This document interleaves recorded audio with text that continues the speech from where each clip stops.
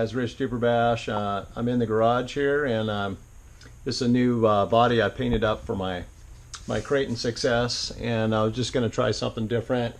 Got the yellow and black look going on. I'm not sure what this is going to look like indoors, but anyway, still need to reinforce this. I got a busted wing mount I need to replace as well, but I just want to give a quick little garage update. It's I don't know, probably 103 out today, so I thought I'd do something in the garage. So here's my latest rig, guys. A few weeks back I decided to buy a Tekno EB48.4.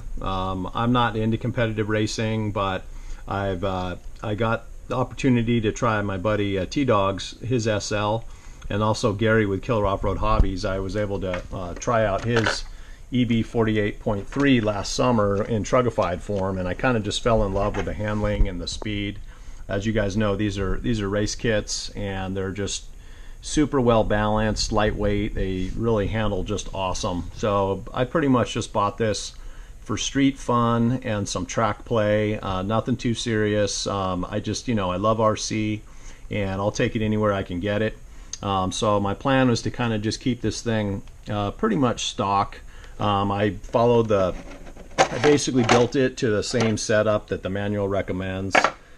Just starting with that, and anyway, I got like maybe 5 minutes of track time in a couple weeks ago, and I had elected to use a spare Arma servo I had, and the dang thing stripped out on me. So anyway, I'm just running a ProTech 130T, and this thing's plenty fast, plenty smooth, and also I'm running electronics I already had on hand.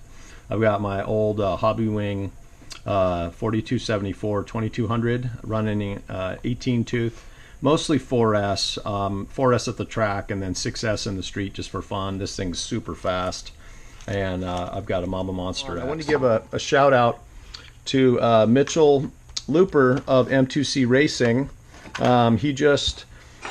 He recently, the discussion came up about this rear brace piece that he's been selling. I broke mine. This is actually a V2. It's got a little more beef and curve on it right here. Well, I ended up purchasing a V1 brace, and for those of you guys that don't know, this brace sits on the rear diff and supports up against the towers. So this is a prototype that Mitch sent me. I believe he sent out a couple others to other people as well from the Tekno forum, but you'll notice the difference. This thing's got a lot more beef to it. Again, this is a prototype, so I'm going to be testing it here pretty soon. So you see that's got the curve on it, and this has got more of a direct angle with a lot more meat on it. So in any case, he's taking it a step further. And this is one of the solid center braces that I've been running in my MT410, and it's been doing really, really well. But this brace, it looks like what he's done, for those of you guys that have been bashing the Teknos, you realize the rear tower bends pretty easily. So he's come up with a, not just a lower tower support, but he's got this piece here that's going to integrate onto the rear tower and give the tower support all the way up into the ears. So and then I'll just need to mount this so it makes more sense. All right, guys, here's a shot of the brace mounted on the truck, and the last step was there's two holes here that are in the brace itself. Basically, once I had this fully mounted, I went ahead and drilled through these. I used these holes as a template and went ahead and just drilled right through. These last two bolts just really tie it in well with the upper part of the tower. And fortunately, Mitch with M2C Racing, he supplies you with a drill bit and all the hardware you need. So anyway, I'll give this the old bash test and see how this goes. It definitely feels super solid as it is right now. And it's really nice because I didn't point this out earlier, but this upper piece actually has an inlay on the inside, on this upper inside, which sandwiches the body mount system just perfectly. So anyway, I'm really happy with how this thing fits on here. Right, guys, here's a shot of the support system fully mounted. I'll try and kind of pan the camera a little bit, but you can see where it connects onto the center diff with a little bit longer bolts, and I'll get a little bit of a side shot. But I'm really digging this design. Hats off to Mitch for taking the time to address this need. If you guys really like bashing your Teknos hard, I'm sure you're bending towers. I've bent my tower and had to re-straighten it countless times. If you bend it bad enough, you're going to break your diff case. So this looks like a great concept. I'm hoping this will all work out. But you can see the amount of hardware. This thing is really bolted onto the tower well.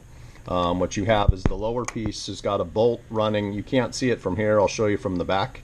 But that bolts on into the tower underneath, and then in two spots here. Then you have these 3 bolts, and then you've got your two side bolts. The only issue is you're going to want to run. You'll probably want to upgrade to the M2C Racing standoffs as well, because with the stock ones, what I noticed was the bolt, because of the thickness of this tower support, there really isn't a whole lot of thread left to properly fit M4 lock nut. So his design, he's got a big 4M bolt that threads into the standoff itself. The standoff's a little beefier.